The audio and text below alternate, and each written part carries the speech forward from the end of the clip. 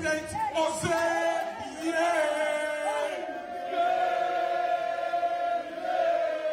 Missy, mother money, it's our probability, Vice President, Ose, yeah.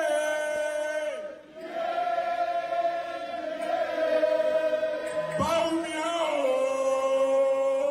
yeah. Bawumia, yeah.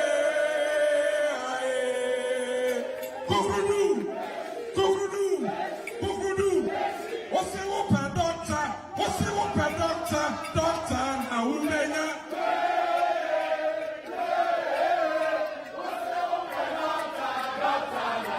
Missy Whooper DMB, what's the Whooper DMB, Mahamudu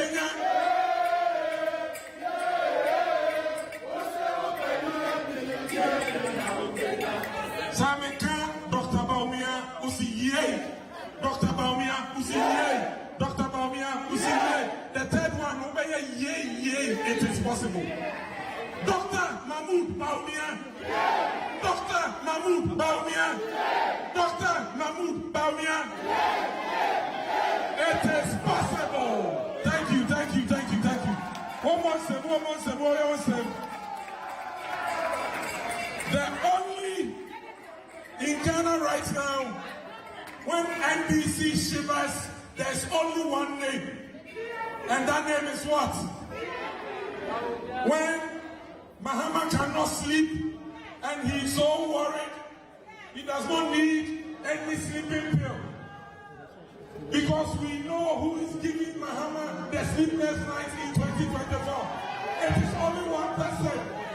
His name is what? Dr. Mahamudu Bawumia. Yeah. Dr. Mahamudu Bawumia. Dr. Mahamudu Bawumia.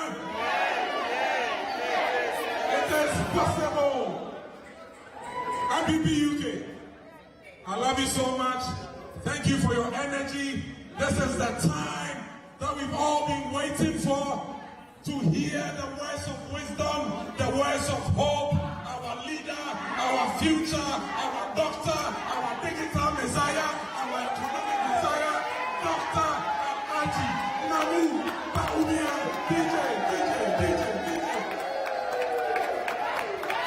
DJ.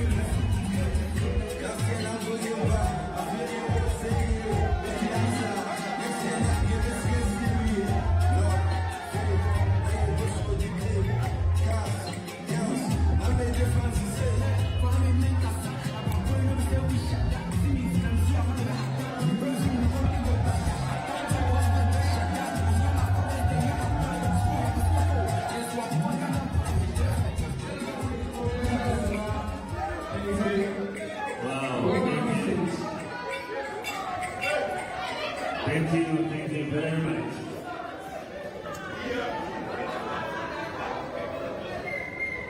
Wow.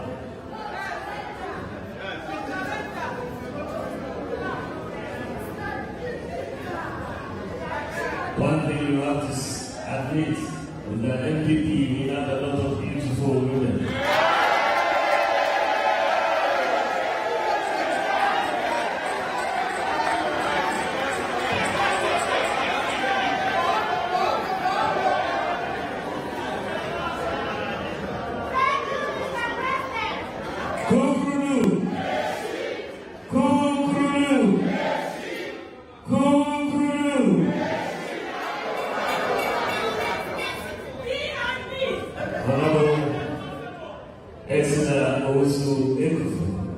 Minister for Communications and Digitalization, Deputy Minister for Finance, Honorable John Kumar, and then we have our own His Excellency Papa Oswakuma, High Commissioner.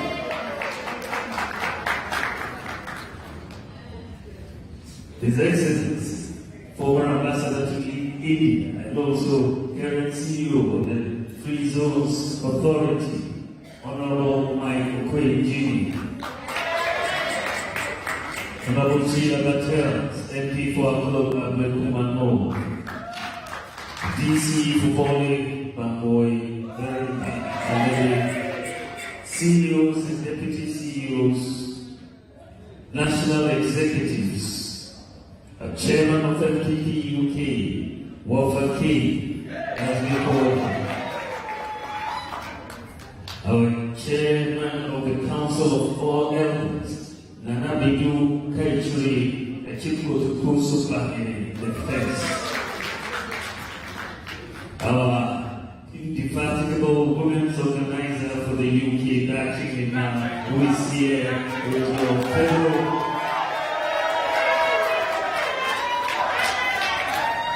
fellow women organizers from other overseas branches, executives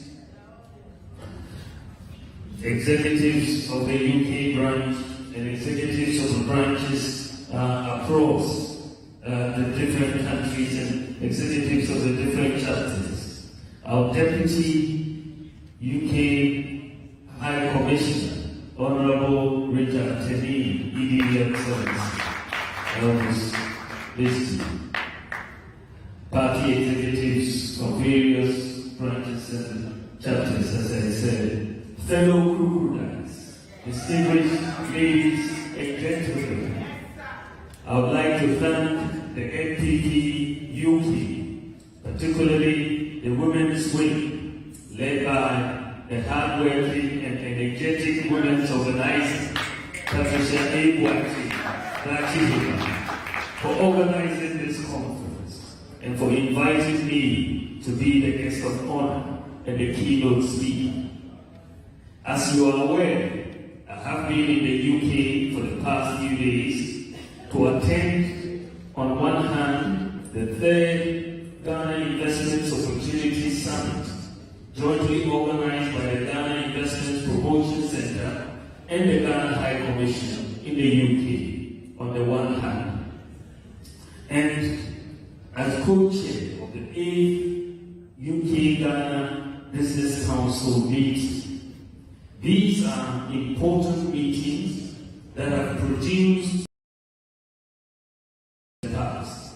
For instance, it is through the UK-Ghana Business Council meetings that we are seeing the construction of the Kumasi International Airport, the Tamale Airport Terminal, the Benjamin Interchange Phase 2, and the KJTR Market Phase 2, and many other projects. I also had the opportunity on the sidelines of these meetings to hold a meeting between Ghana and UK auto investors to chart a course for enhanced investments in the auto industry in Ghana and launch the Ghana-UK Investor Group. I am confident that these engagements have significant consequential mutual benefits for Ghana and the UK. These events have come at a time when Ghana is gradually working her way back after the economic challenges that we, like other countries, have been through recently.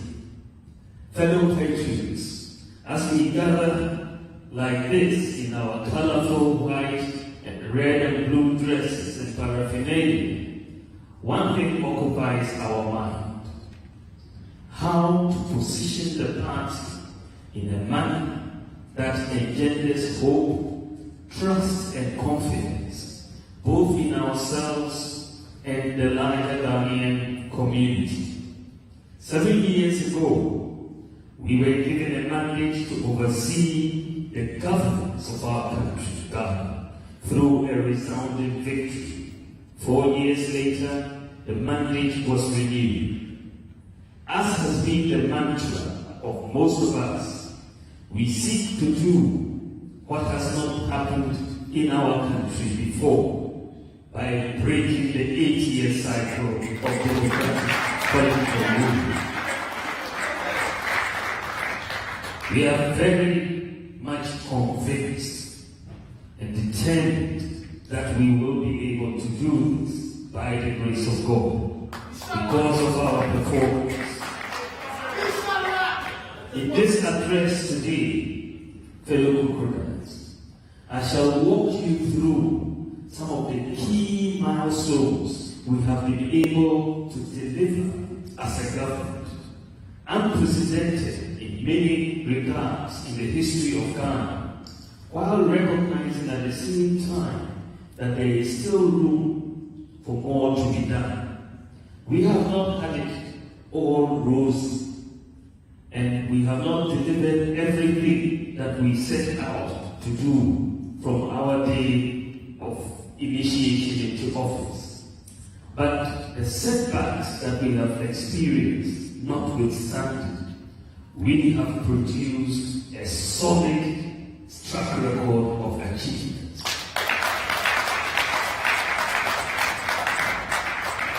As those of you in the UK, Europe, Canada, and so on are keenly aware, in the last couple of years, the whole world has been hit mainly by two major external forces, and Ghana has been no exception.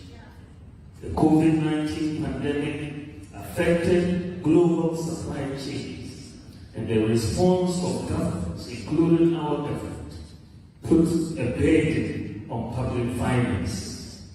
The war subsequently between Russia and Ukraine hit fertilizer and grain prices, among others, and increased the prices of commodities back home. Inflation, exchange rate depreciation, and debt levels globally hit a 40-year high as countries scramble to cope with the impact of these events on lives and livelihoods. In Ghana, inflation increased from 12.9% at the end of 2021 to 54% by end of 2022. Within 1 year, from 12.9 to 54%. Very abnormal. With an attendant depreciation of the cedi by 30% in 2022. These crises, that is COVID and the Russia-Ukraine war, came at a time when we were yet to fully recover from the major challenges we inherited. In particular, we inherited excess energy capacity payments resulting from power purchase agreements entered into by the previous government. I said last year, and the World Bank has also recently pointed out the reckless nature and the catastrophic implications of these contracts. Under the power purchase agreements that the previous government entered into, we have been required to pay some $1 billion annually for power we did not consume. $1 billion every year for power we did not consume over the last 6 years. That is a bill of $6 billion for power we did not consume. The combined effects of these phenomena blighted an economy that grew at an average of 7% between 2017 and 2019. Our debt therefore became unsustainable, and the government had to undertake a domestic debt restructuring program and seek also IMF support to stabilize our economy. These developments have been latched on by our political opponents in an attempt to play down the achievements of our government in the last 6 years. There has been so much talk from politicians and commentators alike. It is said that politicians have the habit of talking a lot, but they hardly talk about what they have done. It is actually better to judge politicians not by what they say, but by what they have done to solve our problems when given the opportunity to serve. So, fellow crocodiles, in this regard, what problems have the NPP government solved or tackled since coming into office? Today, I intend to shed some light on this. Before this, however, let us remind ourselves about the state of the economy we inherited in 2017. Unemployment was very high. We had doom for 4 years. A virtually collapsed national health insurance system. A nearly collapsed national ambulance system. There was a freeze on public sector employment. An almost collapsed banking sector. There was massive annual increases in utility prices. High depreciation of the currency. Poor road infrastructure, persistent negative trade balance over 3 decades, massive and low agricultural growth, low industry growth, cancellation of teacher training allowances, cancellation of nursing training allowances. There was a 3-month pay policy for teachers who worked 3 years and were paid only 3 months. Many children are able to attend senior high school because of the financial burden. The bureaucracy and corruption in the delivery of public services at the ports, DVLA, passport offices, GRA, and so on. There was limited financial inclusion. We had no functioning address system, no unique national identity system. We're saddled with $1 billion per year in excess capacity payments as a result of PPAs, major revenue leakages at the electricity company of Ghana, no development technical for the Zongo community's income, the difficulty in obtaining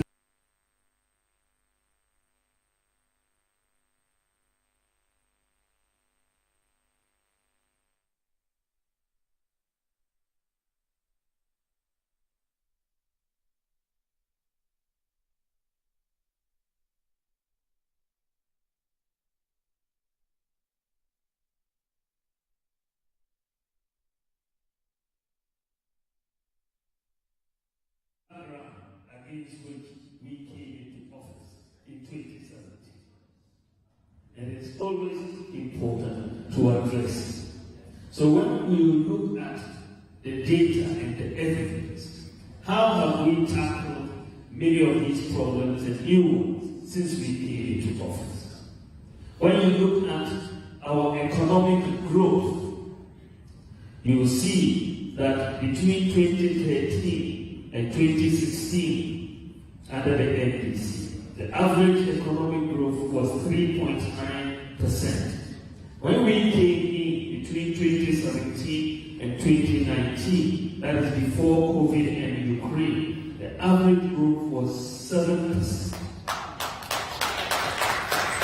And then COVID came, and of course, we had a major decline in growth, as you know, from 2020, 2021. But even with COVID and Ukraine, between 2017 and 2022, the average growth in Ghana, GDP growth, is 4.9%. Even with 2013 to 2016, the average growth without COVID, without Russia and Ukraine, was 3.9%. For us, with COVID, with Russia and Ukraine, and all the challenges, is 4.9%. So, notwithstanding the global economic crisis, economic growth under our government is stronger than what we inherit.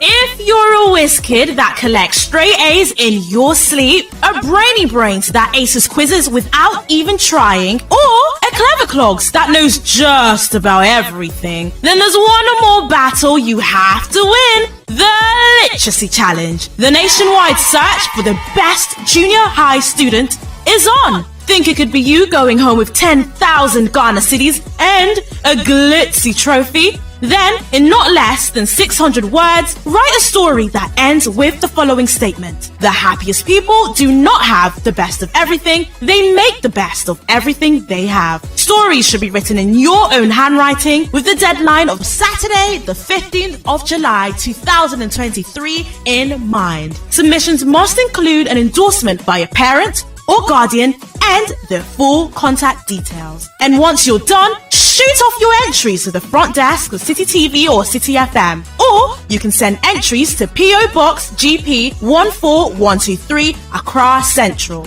For more inquiries, call 0558 973 973. The Literacy Challenge 2023 is powered by City TV, supported by City FM, and is sponsored by the Ghana National Gas Company and Ribby Crunchy Biscuits by M4 Foods.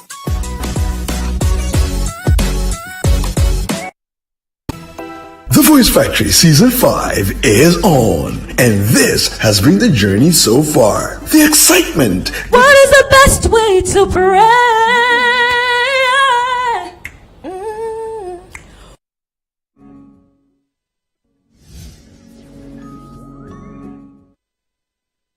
At the Ghana Atomic Energy Commission facility, you need this for industrialization.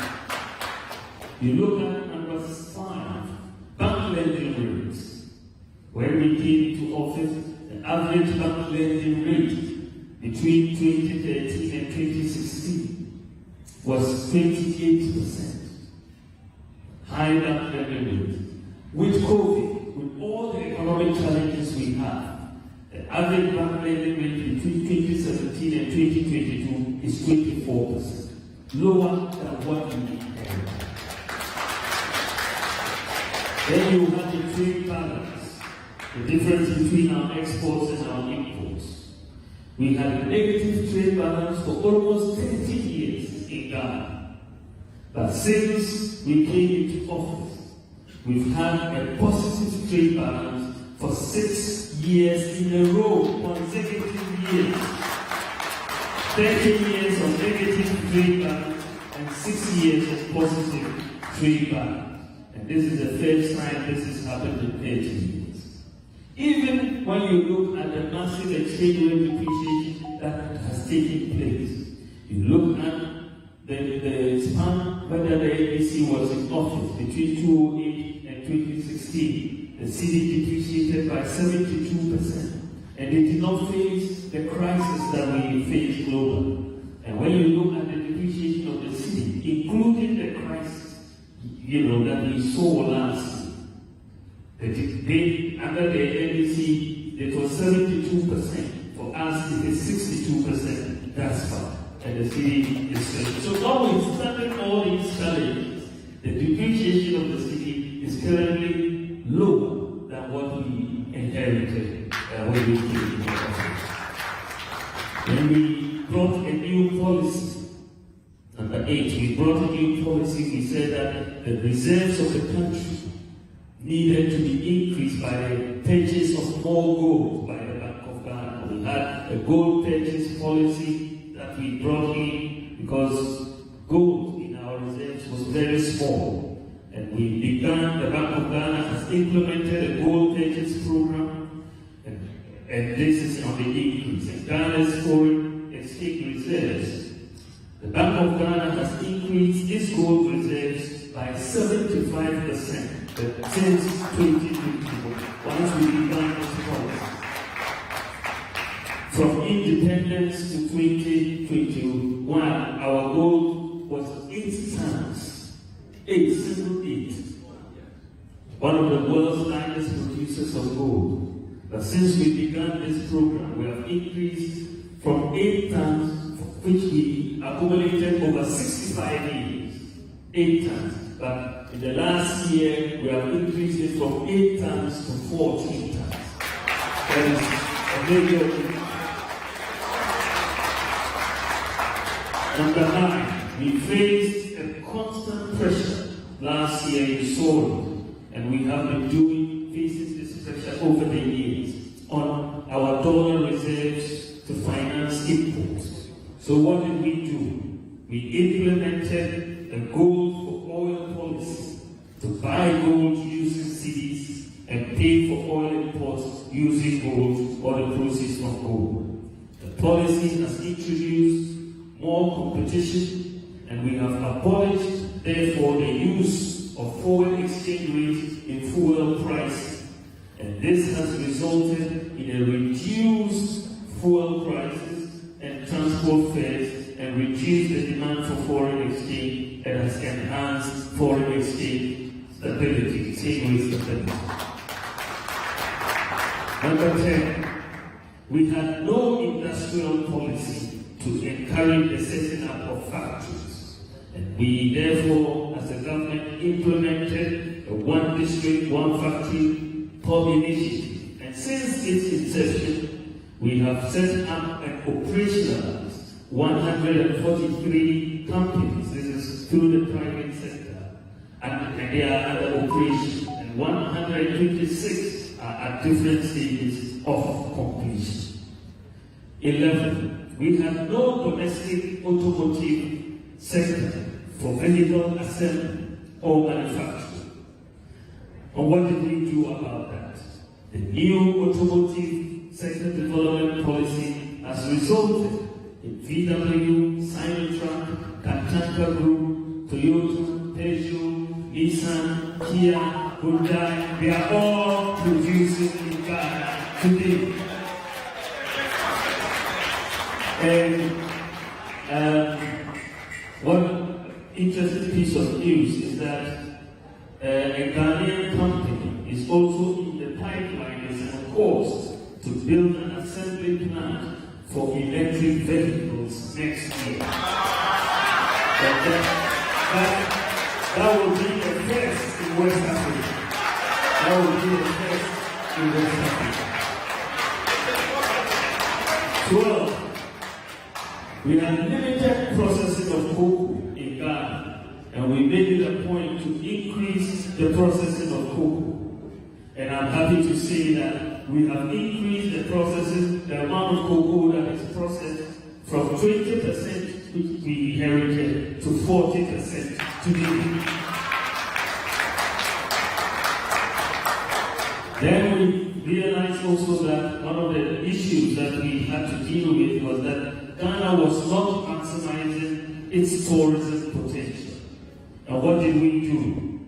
We implemented the flagship policies of the Year of Return, Beyond the Return, and the December Music Festivals that has made Ghana a global destination for Black diaspora and other tourists in Ghana. And therefore you are seeing increased tourism because of what we have done. Then you have the other problem that we have to deal with. COVID-19 exposed Ghana's vulnerability as a result of the lack of local vaccine manufacturing capacity. You all saw the problem that came. And what did we do? What have we done about that? A National Vaccine Institute has been commissioned, and a vaccine manufacturing plant is being established to manufacture 600 million doses of vaccines annually for COVID-19, malaria, tuberculosis, and other vaccines, and production will begin next year. In addition to this vaccine manufacturing plant, Ghana will also start the production of anti-snake venom serum later this year, September this year. And just for good measure, Ghana is the first country, was the first country in the world to approve the new R21 malaria vaccine for children between the ages of 5 months and 36. We are the first country in the world to approve it. Then when we look, as far as the economy is concerned, whatever you do must impact on jobs. How many jobs have you created?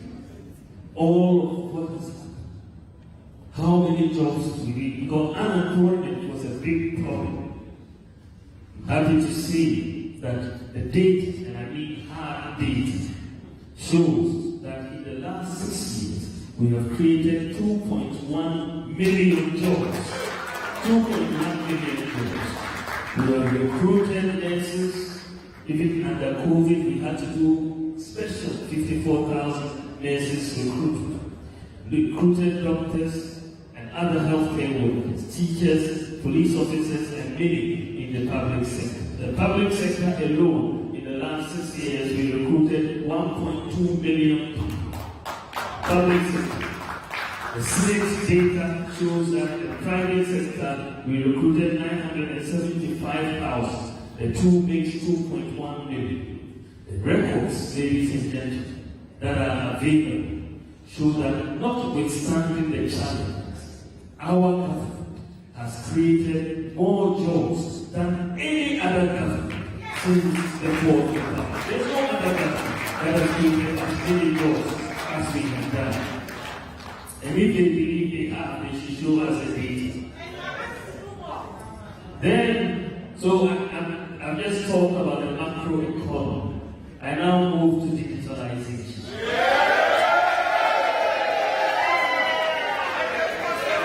And what we have been able to do with digitalization.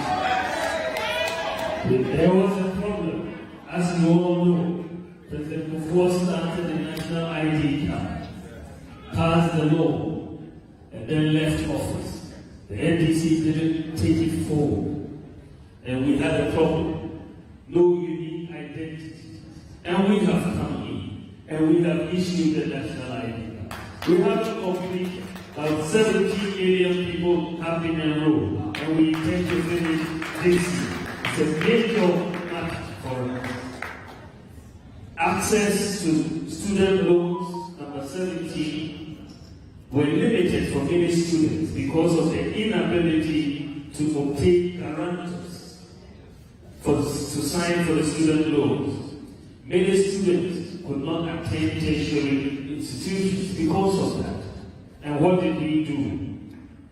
We implemented a no guarantor student loan policy.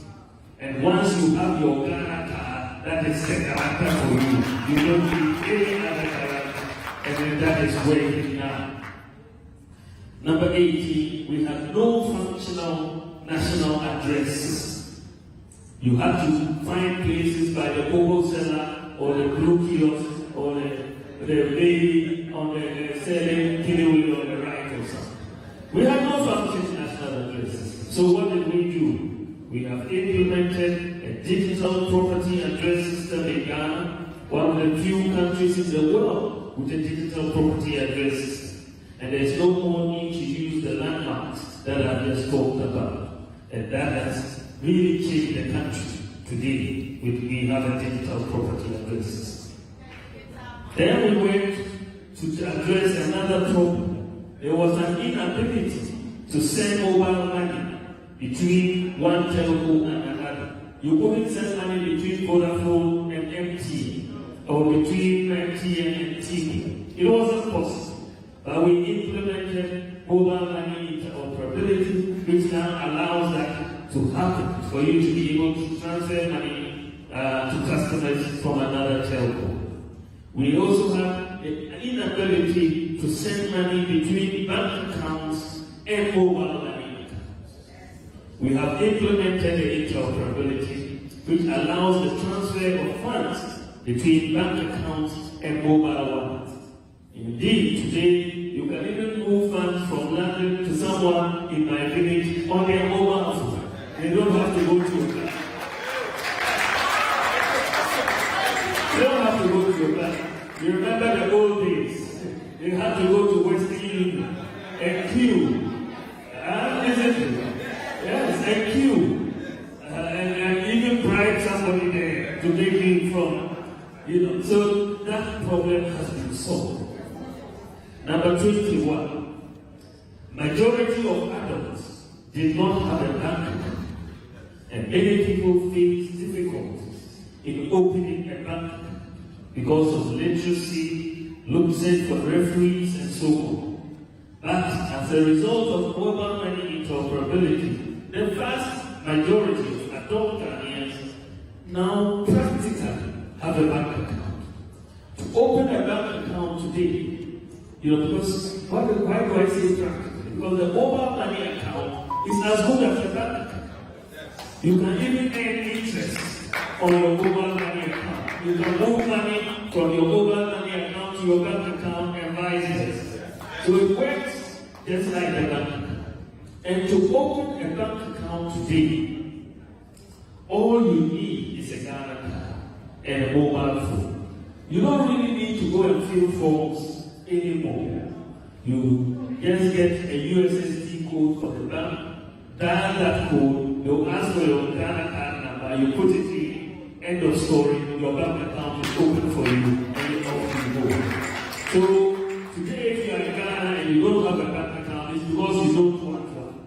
But we have put it in the vehicle for everybody to have a bank account. And that has made Ghana the #1 country in Africa as far as financial access to financial inclusion is concerned. We are #1 in the whole of Africa. And what we have done with mobile money interoperability, we're the first in Africa to do so, and I'm yet to find another country that has been able to do so. We implemented to reduce cash dominance in the economy. We also implemented Africa's first universal QR code payment system. And this is very interesting because the banks, the telcos, and the fintechs are all on the same platform. And so you can have a QR code payment system, pay with a QR code. You don't need a point of sale device to do the transaction. Just a QR code and the money will go directly into the seller's account. And that system is operational in Ghana. We also have number 23, a difficulty people have in renewing their national health insurance cards. Many people will go and sleep outside the NHI offices just to renew the national health insurance card. There were long queues and so on. Today, we have made it very easy because of digitalization for people to sit in the comfort of their home and renew their national health insurance card within a few minutes and pay for it online. People also have difficulty and inconvenience in enrolling onto the national health insurance. Again, we've had the introduction of the My NHIS app, and so you can sit at home and enroll onto National Health Insurance, pay for it, and then you move on. You don't have to go and do that. So you have a lot of convenience. Today, people have problems, even charging their electricity, buying electricity credit. And if you are unlucky and your credit finishes at night, in the middle of the night, you won't know how to go. You have to wait till ECG office opens before you go and queue and get it. And we said, no, you don't need to do this. You can digitalize the process. And so today, if your electricity goes off, you can try and get it on your mobile phone and you put it there.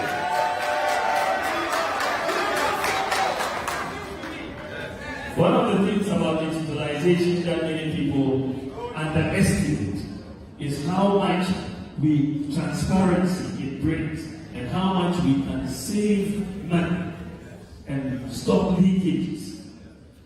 Thanks to a lot of work by the MD and the board of ECG, we collaborated with them from my office. We sent in a team to look at their collections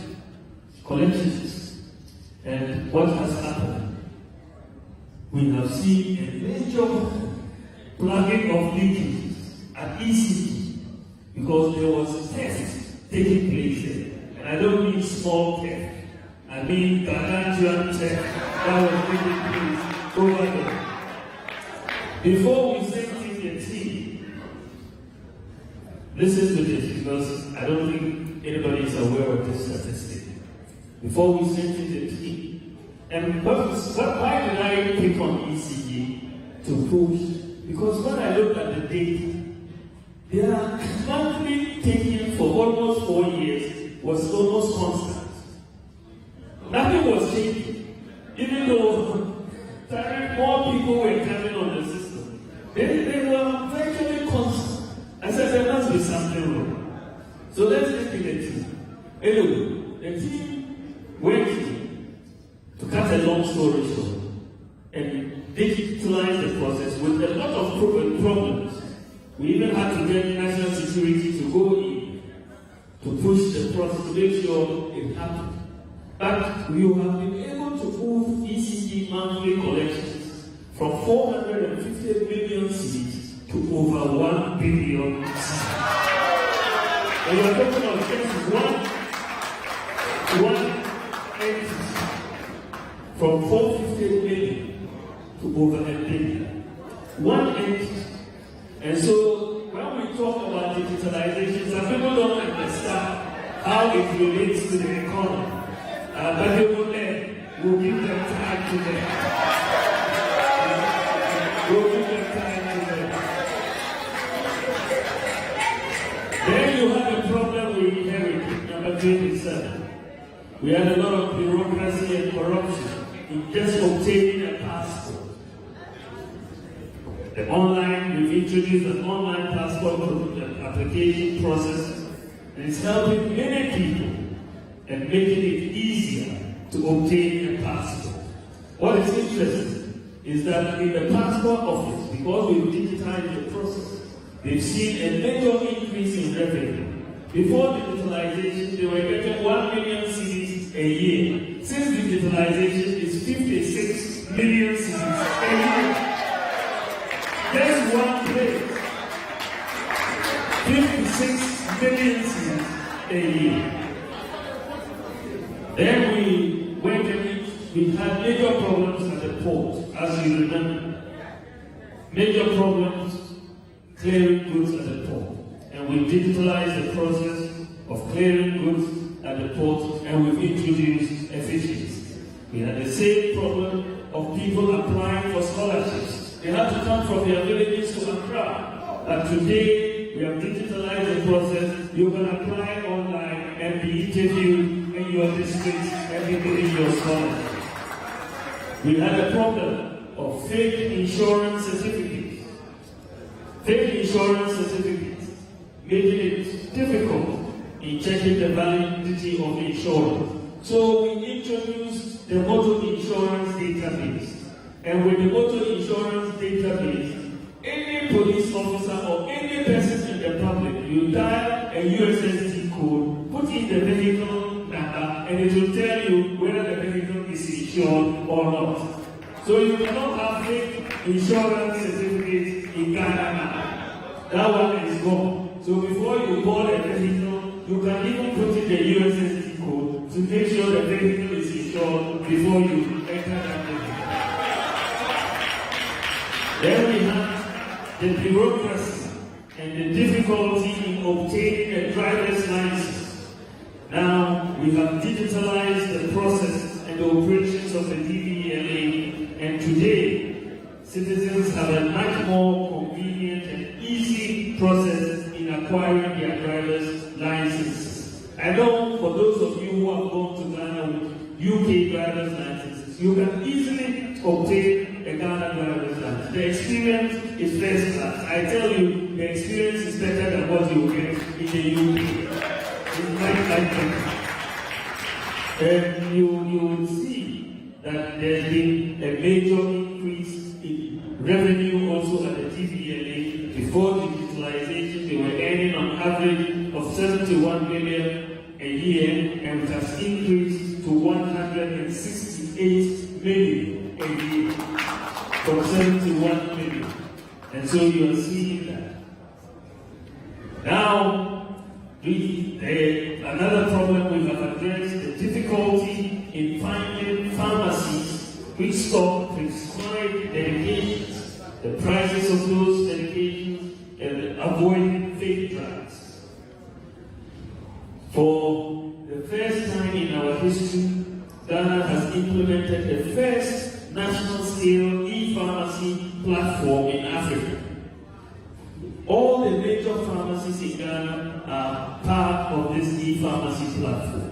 We've done a pilot and it is over, and so from now on we are moving full scale as far as implementation is concerned. But when you get your prescription, you can upload it on the platform, and it will tell you within a 10-kilometer radius which pharmacies have the medicine. And then it will tell you what the prices of those medicines are. You can order the medicine, they can deliver it at home for you, and you don't have to go to the pharmacy. We are the first country in Africa to have this national scale e-pharmacy platform.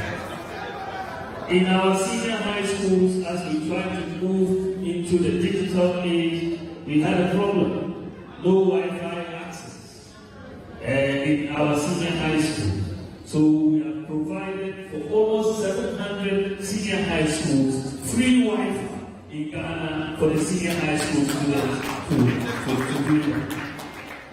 And not only the senior high schools, we've done it for the 46 colleges of education, the 200 district education offices, and also 13 public universities, so that they will have. And thanks to ESLA, we have had cyber labs that have been introduced in 702 public schools and 81 communities between 2017 and 2022. Cyber labs that allows our kids and everybody to get access to ICT tools for work. And this is another major thing because there was a lack of cyber labs in our public schools. Number 35, we had a difficulty and bureaucracy in accessing government services. So we have developed a one-stop shop for government services, which is the Ghana.gov platform. The process of onboarding all government entities is ongoing. So far, we have onboarded 1,018 government entities on this platform. And it's so easy, therefore, if you are looking for anything from government, you get onto Ghana.gov. If it's GRA, you click. If it's passport, you click and do your transactions online, and you don't have to get any human intervention. When we came into office, only 4% of the adult population had a tax identification number. Only 4%. We said, well, since we've done the Ghana card, let's convert the Ghana card into the tax identification number. We've done that. And And so the number of adults in Ghana now with the tax identification number has gone up from 4% to 85% of the population. We solved that problem. There was a difficulty in collection of property taxes, and we have now introduced a unified common property tax platform with a database. Because of the digital addresses, we now have a property address platform. Almost 8 million properties are on the platform. And now we are going to use this as the basis to collect property taxes. It was never the case, but now we are able to do a property tax system.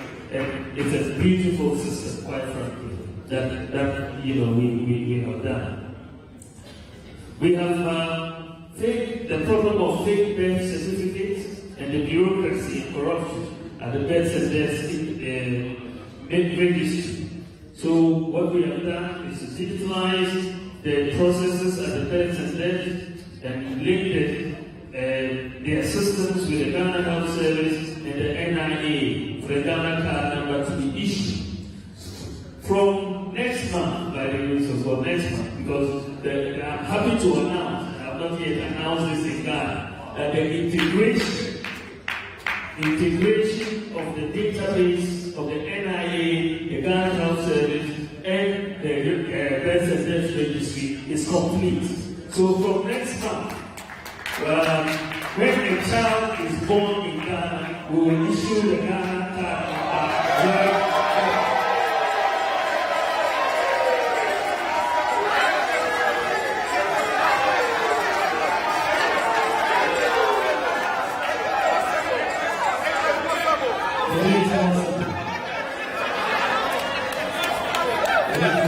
Football clubs were losing a lot of money, so we even digitalized football tickets. Number 40, many of you who travel, there was a problem. Landing and leaving Ghana, you have to fill in forms, isn't it? Embarkation and disembarkation cards, the landing cards. We said it doesn't make sense. We have all the data in the system. We don't need anybody to fill it in form. We abolished it. So now you don't need to fill any form when you put in a living plan. And when you go to Koduka now, and there used to be 12 processes, 12 steps to exit. We've reduced it from 12 to 4. When you arrive, you will not spend more than 1 minute, 30 seconds at any immigration or at booth. They are very efficient now for the most part, unless you have a particular problem. So we have made it very, very easy. We have integrated many databases because they didn't used to be integrated. SNP, GRE, NHIA, Passport Office.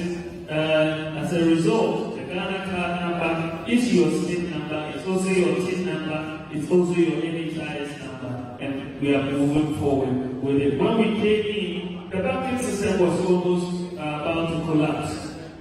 We were able to do a banking sector cleanup, and we have rescued the banking system and saved the deposits of 4.6 million Ghanaians at the cost of 25 billion Ghana cedis. Many people underestimate what happened here because it happened so seamlessly. People didn't lose their deposits. But it took a lot of work to save the banking system because 4.6 million depositors would have lost their deposits. We've really addressed the rampant corruption in public sector delivery, service delivery, by digitalizing the ports, the DVLA, passports, NHIA, births and all of that. ECG, scholarships, auto insurance database. This is one of the ways we attack corruption in the public sector. Another area digitalization has helped is in the cocoa industry. Cocoa beans were not traceable to particular farms, and there was unavailability of data on the cocoa farms and farmers. But internationally now, because of issues of child labor and so on, the people want to know these beans, where are they coming from? What is the source? And And what have we done? We have digitalized the process, and the records of all cocoa farms and farmers have been digitalized with unique identities. This means that cocoa beans can be traced to specific farms in Ghana, and Ghana is the first cocoa exporting country to be able to do this in the world. The first cocoa that we digitalized. So you take our beans and you can tell that this is the farm that this beans is coming from, and that is very unique. I congratulate the Cocoa Board for what they've been able to do. Then we had a problem of hospitals and clinics not being digitalized, and the network of manual, and we have manual phones being used across departments and hospitals. We are digitalizing the network in all hospitals, and this is underway. Currently, we have completed the digitalization of 147 hospitals, and which includes all the teaching hospitals and all the regional hospitals. So it means that if you move your a patient from Tamale to Kolebu, you no longer need to take a phone. All the data will be accessed at Kolebu.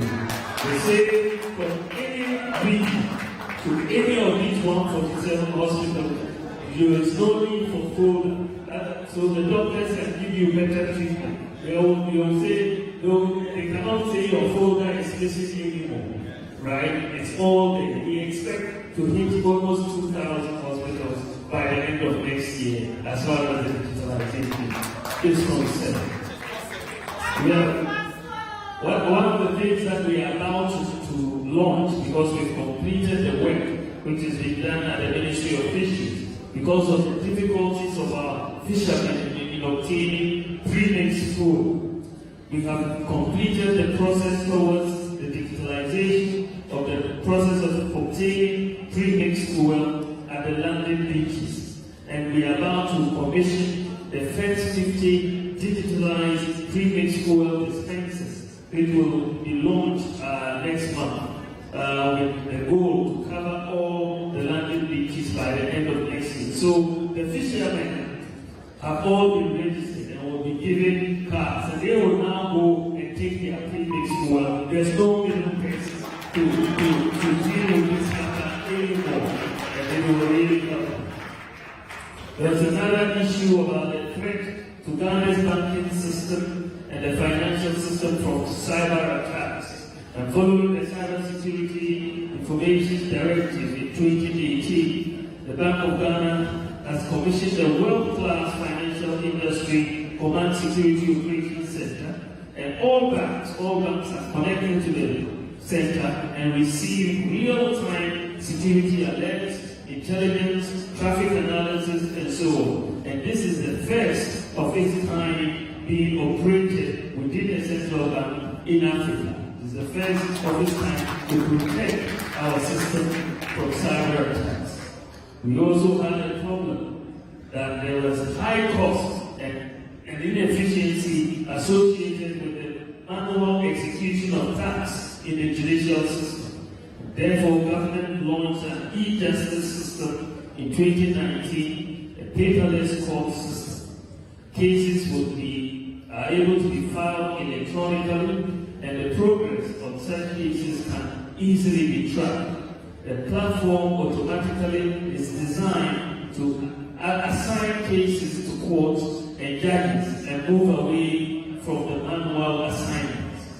Then we have the inadequate vehicle to track progress of government projects. I'm happy to say the government has completed work on an enhanced delivery tracker, digital delivery tracker, which has recently been updated and improved, that allows us to track the progress of any government project that is ongoing across the ministry, departments, and agencies. And this I will launch this next month, and it will be really the first of its kind in our country. So let me leave digitalization for now and move on to roads, infrastructure, airports. When you look at infrastructure, in the road sector, of course, because we inherited a lot of poor roads, what is clear, the data is very clear, is that we have constructed more roads than any other government in the Fourth Republic. We have constructed the Kumasi Airport, it's 98% complete. Tamale Airport is also constructed, and the Tsunyami Airport has also been rehabilitated. We've constructed more interchanges than any other government in the Fourth Republic, and constructed more railway than any other government in the Fourth Republic. And when you come to rural telephone, between 20 getting the rural sites coming in, and this is another brilliant work that has been done by the Ministry of Communications and Digitalization. For rural areas, between 2009 and 2016, 8 years, they had only 78 sites that were installed.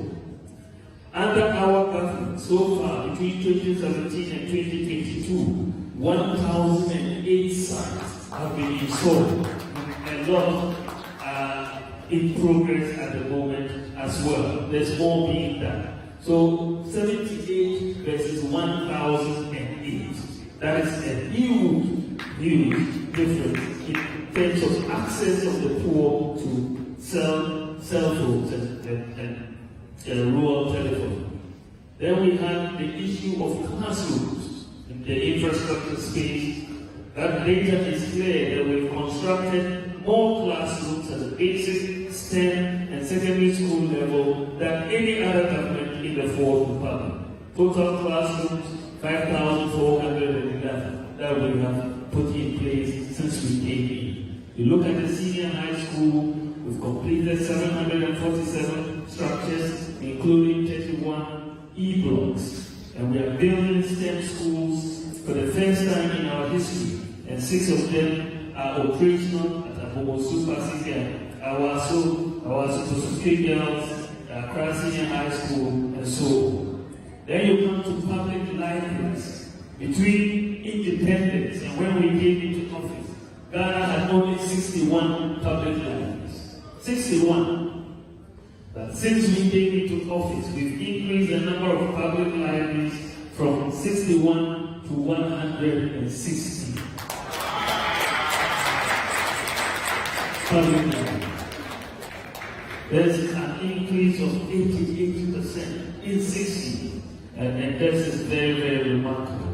We had weak technical and vocational skills development, so when we came into office, we've upgraded and modernized all the S1 34 National Vocational and Technical Institutes. We've modernized them with real modern equipment, and currently we are in the process of constructing 32 state-of-the-art TVET centers in the country.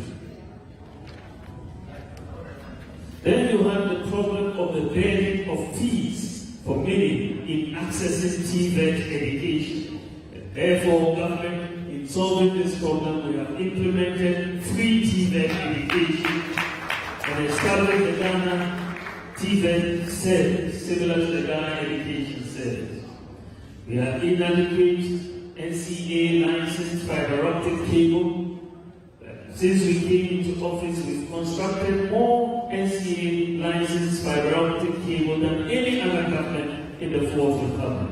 If you look at NCA licensed fiber optic cable between 2009 and 2016, 488 kilometers. Between 2017 and 2022, 6,758 kilometers.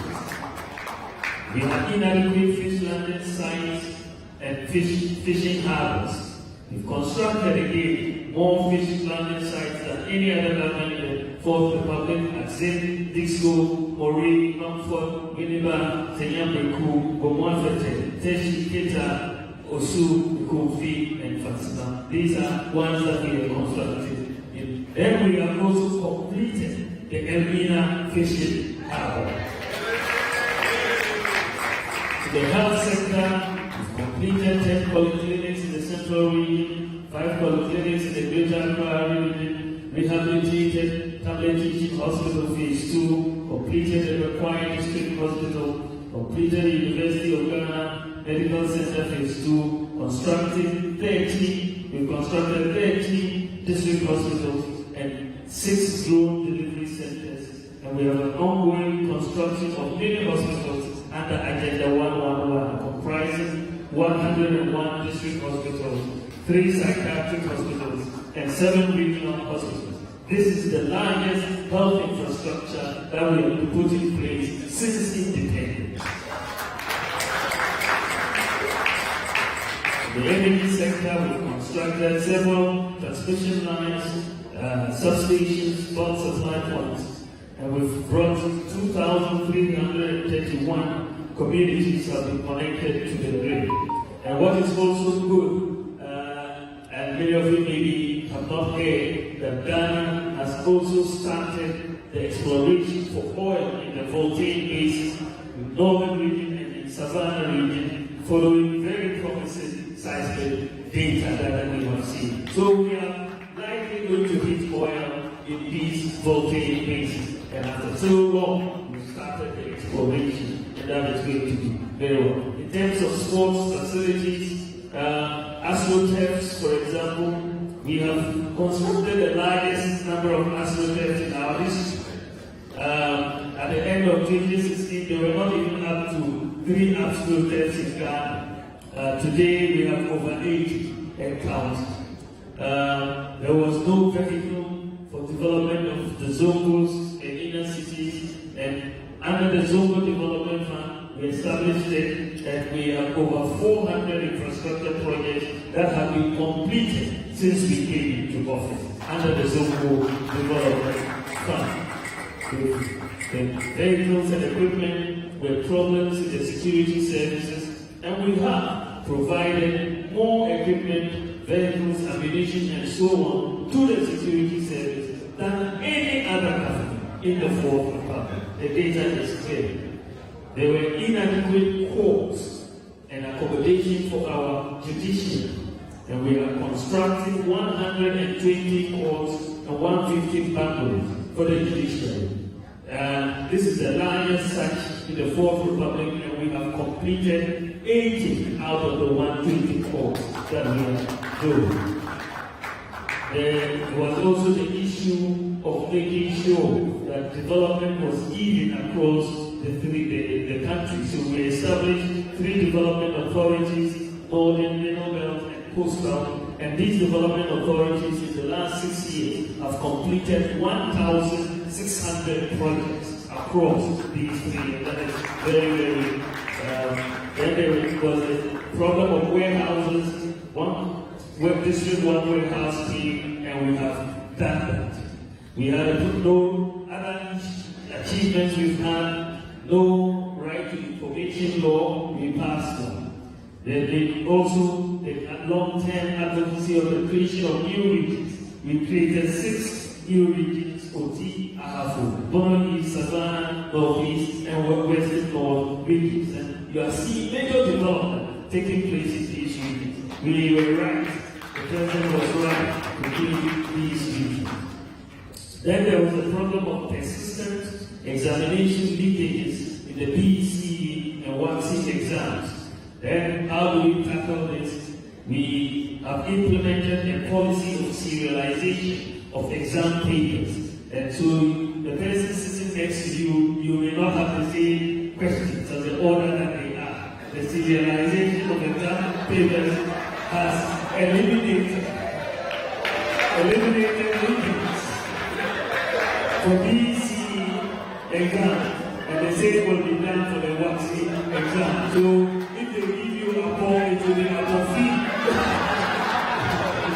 You will not get anything from it. Then we had the problem of the poor performance of BCE WACSI candidates. Poor performance. And in fact, this was a concern because it spoke to the quality of the education. So when we came in, of course, with what we had done, and in fact, people thought that with 3 SHS, the performance would even go lower. But we have actually improved the performance. If you look at the core 6 subjects, at the end of 2015, the pass rate was 41%. for the core 6 subjects. In 2022, the pass rate is 64%. From 41% to 64%. So we have really done a whole lot as far as the improvement in education is concerned. And this is not only at the 1C level. If you look at the low national proficiency in English language for basic students, when we came into office, the national proficiency score for the English language, right, for basic students was 2%. 2. Now, we have increased it from 2% at the end of 2022 is 38%. But it's still not where we want it to be. But we've come from 2%, proficiency score of 2% to 38%. Then I want to talk about things that we have done as a government to alleviate the suffering of Ghanaians. But when we were coming into office, we talked a lot, and we know historically our people have been suffering, and we wanted to implement policies to reduce suffering. So what have we done? If you look at when we came into office, we kept having, before we came, the increases in electricity tariffs were very, very high. Between 2008 and 2016, the average increase in electricity tariff was 41.3%. Right? Since we have come over the last 6 years, we have seen the lowest increase for any 6-year period over the last 30 years.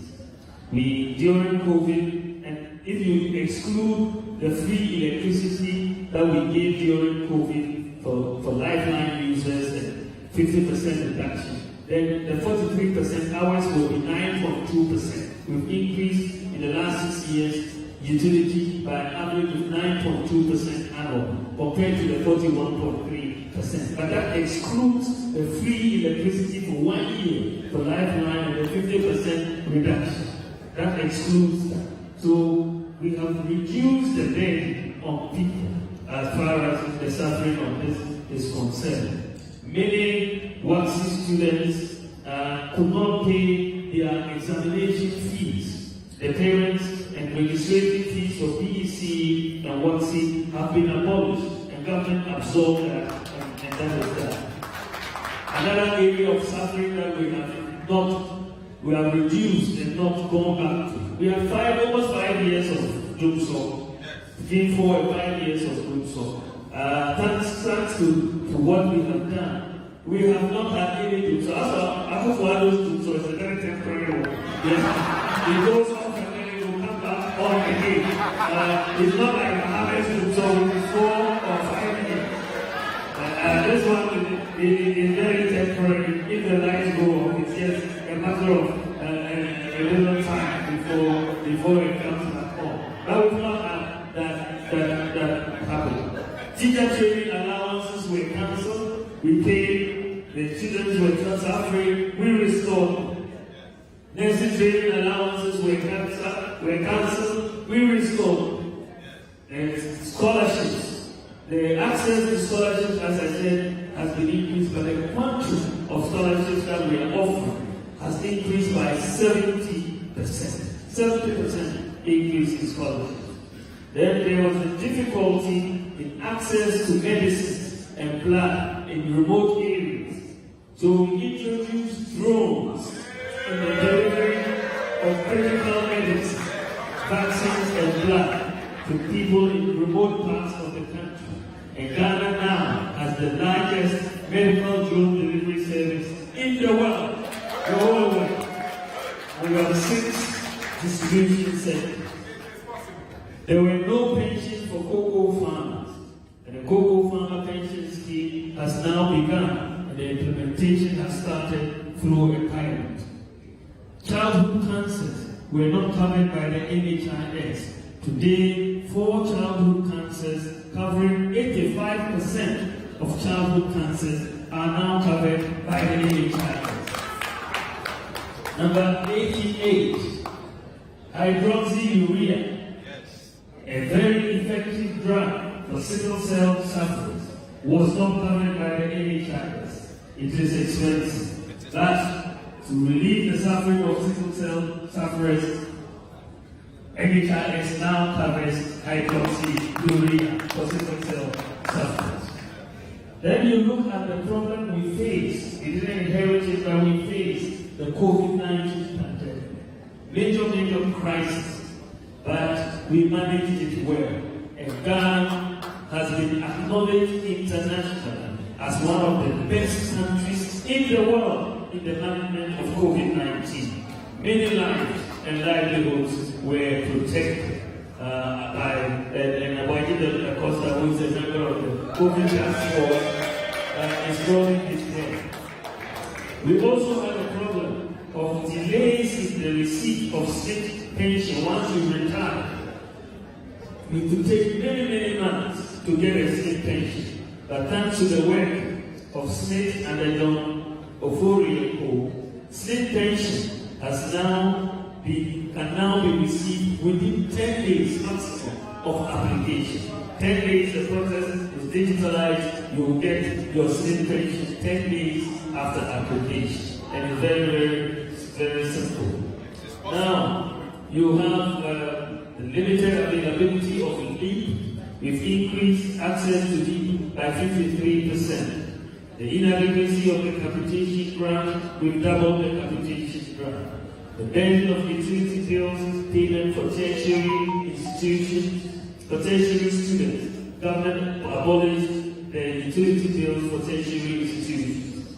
The large average, I've talked about it, the two-year rent advance demanded by landlords, denying access to rental accommodation to many. We have tackled this problem, introduced the National Rental Assistance Scheme to provide loans to renters. And this is now it's working and it's very effective.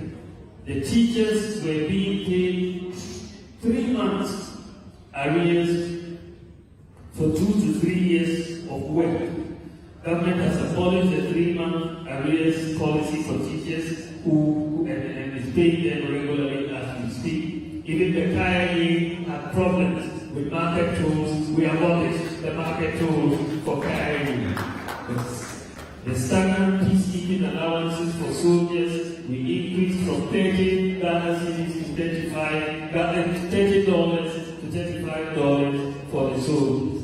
The share of the District Assembly Common Fund for persons with disabilities was stuck at 2%, and we have increased it by 50% for persons with disabilities. We had a problem of many communities practicing open defecation. The massive investment we've made in water and sanitation facilities in many rural and deprived communities by the government has resulted in over 5,400 communities being declared open defecation free. In fact, mortality per 1,000 live deaths has come down from 37.9 in 2016 to 32.6 in 2021. And under 5 mortality per 1,000 live deaths has also come down from 53 to 44 in 2016 to 44 in 2021. You also have the situation where we have a large number of students who are unable to access senior high school education because of the burden and no gender parity. Government has implemented free SHs, and that, as a result, the number of students has increased from 800,000 to 1.4 million. And this is a 75% increase in enrollment. But what is even more pleasing about the increase is that before there were more boys than girls in the senior high school, but now we have parity. There are now the same number of boys and girls in the senior high school. And I tell you that even finding dates for the middle class in Accra is very difficult to do. The parents of the girls have come and taken them back, and they are back in school. Even when they go to university and finish, they too will not find dates because NPP has introduced free senior high school education. Guguru, ladies and gentlemen, when you look at this tall list of over 100 things that we have done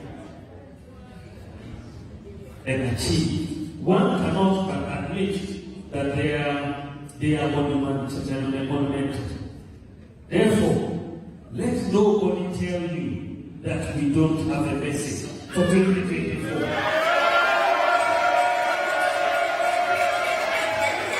Let nobody tell you that we don't have a message for 2024. I must hasten to add that this does not mean that we have done everything we intended to do or ought to have done. There is clearly a lot more to do, and we will work hard to do more. As Vice President, I have had the honor and privilege, thanks to the President, His Excellency Nana Akufo-Addo, to be given the opportunity to initiate or oversee the implementation of many of these problem-solving policy initiatives I have just mentioned.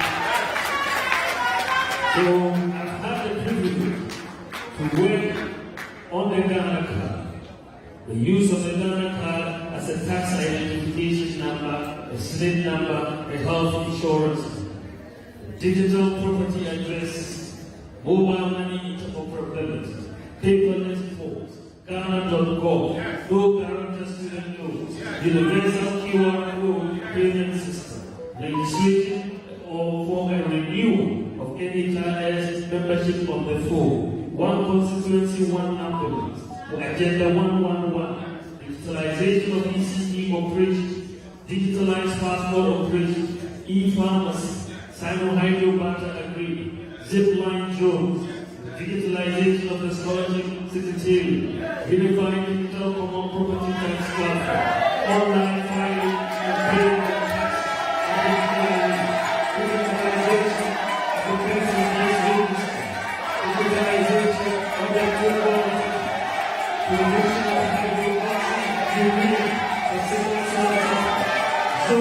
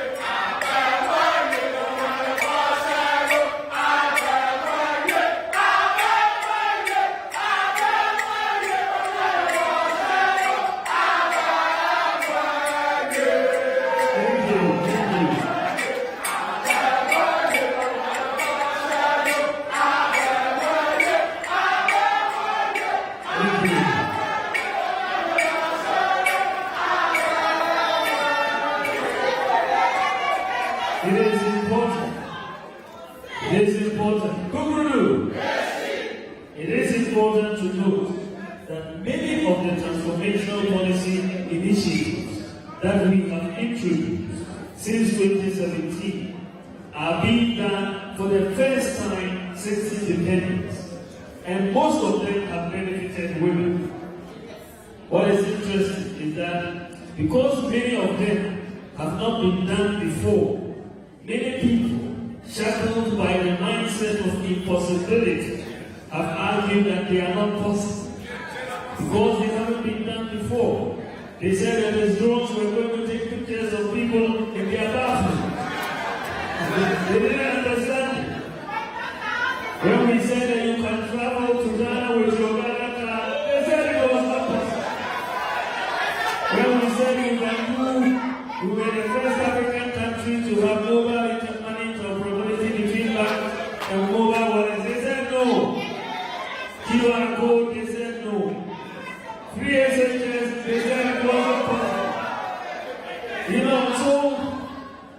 that mindset. Even Elmina Harbour, they said it was like they can't envision anything.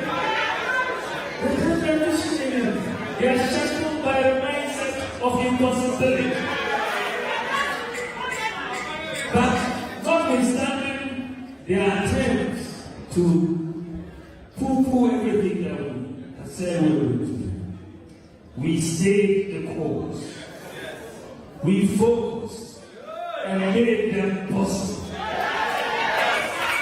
We are dealing politically with people with shackled mindsets who always think in terms of things not being possible. When you try to move the country forward with new ideas, they mask their ignorance by mocking you, by ridiculing you, and calling you even a lie. But in the process, they only expose their lack of understanding of the issues. My response to them is to stay focused and not get angry, but rather make it happen. That is the best victory you can have over the naysayers. Make what they think is impossible possible. What we have been able to accomplish so far shows that it is possible for Ghana to achieve many things that some believe to be impossible. With what we have done and continue doing in the wake of the global challenges, the outcome thus far points to a very good future. We have been able to stay afloat the stormy global economic developments and keep our lights on without the threat of doomsday. We have been able to ensure all year-round availability of diesel and petrol, and no single Ghanaian had to queue for these essential products. We never rationed food in our markets as a result of the global challenges, and not a single government flagship social intervention program, be it free SHS, free TVET, school feeding, teacher training, nurse training allowances, and so on, has been truncated. But rather, we have been able to introduce innovative ideas, such as gold for oil policy, to get our exchange rate fairly stabilized and reduce fuel prices from a litre of at 23 cedis to about 12 cedis today. And we've also seen the beginnings of a reduction in transport fares. Inflation has consequently dropped from 54% to 42% and is estimated to end the year at around 25%. The growth prospects of our economy are high, and we have absolute trust and confidence that our mitigation measures will lead, these measures that we put in place will lead to a rebound in the economy and make sure higher performances are recorded very soon. It is possible if we put our minds to it. We need to break the shackles of impossibility and embrace the mindset of possibility. Ladies and gentlemen, Guru, ladies and gentlemen, by the grace of God, it is possible for Ghana to become an advanced nation based on systems and data. Data and technology are the new engines of growth. It is possible for Ghana to have food security through the application of technology to commercial farming. It is possible for Ghana to be the hub and the lead in Africa as far as digitalization and innovation is concerned. It is possible to have internet penetration of over 90%. It is possible to maximize the benefits from our natural resources like gold and lithium. It is possible to become an industrialized nation. It is possible to create more jobs for the youth to reduce unemployment. It is possible to empower the local business sector, including startups and SMEs to drive investment and growth in Ghana. It is possible to stabilize the macroeconomy, have low interest rates, and reduce the cost of living. It's possible to have accessible energy security with renewables. It is possible to eliminate, reduce, or minimize corruption in the public sector. It is possible to have a golden age of investment in the creative arts, tourism, and sports. And it is possible to build an inclusive.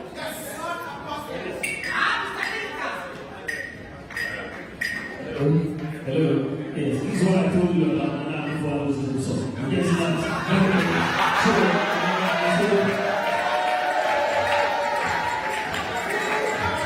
so, ladies and gentlemen, it is possible to build an inclusive education system with a focus on STEM, artificial intelligence, robotics, and skills development. It is possible. It is possible. It is possible. I'd like to thank you all so much for your attention. God bless you, and God bless our government.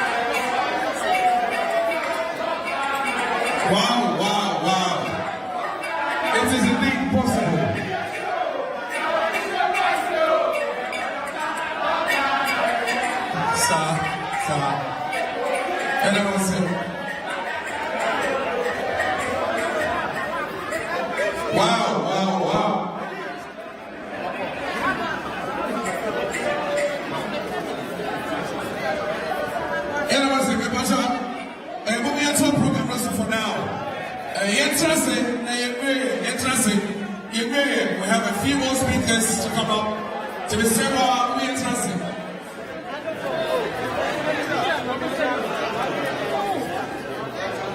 You know what I'm saying? We interested in Tosso. It is indeed possible, and the future is truly digitalization. It's here about as well. Second, yet without digitalization and digitalization. Then I was saying, the rest of our movement in NLS, we have a few more speakers to come up. Just we'll transfer it. You will not pictures of the brain. Then I was saying. Right, just before the next speaker comes, there are one or two recognitions that I'd like to do. So we've got a delegation from Belgium, chairman from Belgium, and the team from Belgium. If you're around, then give us a wave so we can see you. Right, it's all covered. Okay, no problem. So the next speaker is no other person than our very own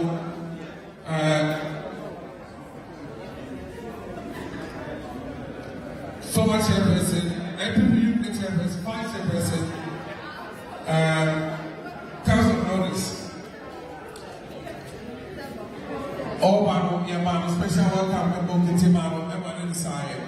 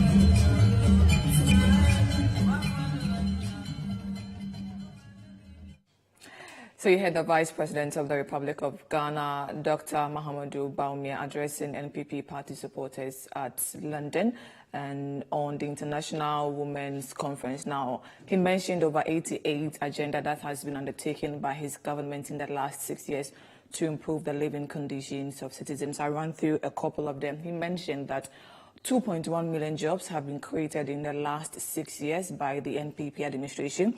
He also mentioned that over 700 senior high schools and 46 colleges of education have been connected onto the free Wi-Fi policy. Again, he mentioned that from next month, newborn babies will be issued Ghana card at the place of birth. And then again, he mentioned that senior high school enrollment has increased by over 75%. We have more on what Dr. Bawumia said at the International Women's Conference on London tonight on the City Newsroom. My name is Hawa Idrisu Mustafa. Thank you for doing the listening on 97.3 City FM, and thank you for watching us on City TV. Regular programming continues. Do you have a good afternoon?